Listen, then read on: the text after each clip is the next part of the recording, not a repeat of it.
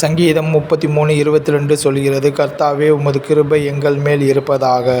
நானோ உமது மிகுந்த கிருபையினாலே உமது ஆலயத்துக்குள் பிரவேசித்து உமது பரிசுத்த சந்நிதிக்கு நேராக பயபக்தியுடன் பணிந்து கொள்ளுவேன். திரும்பும் கர்த்தாவே, என் ஆத்துமாவை விடுவியும்.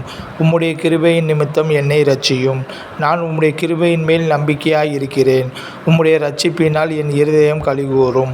உம்மை நம்புகிறவர்களே, அவர்களுக்கு விரோதமாய் எழும்புகிறவர்களினின்று உமது வலது கரத்தினால் தப்புவித்து இரட்சிக்கிறவரே, உம்முடைய அதிசயமான கிருபையை விளங்கப்பண்ணும்.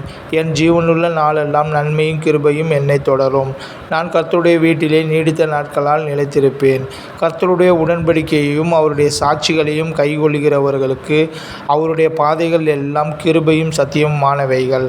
கர்த்தர் அரணான நகரத்தில் எனக்கு தமது கிருபையை அதிசயமாய் விளங்க பண்ணினபடியால் அவருக்கு ஸ்தோத்திரம். இப்படி தேவனுடைய கிருபையை எங்களுக்கு அளித்த தேவனுக்கே மகிமை உண்டாவதாக.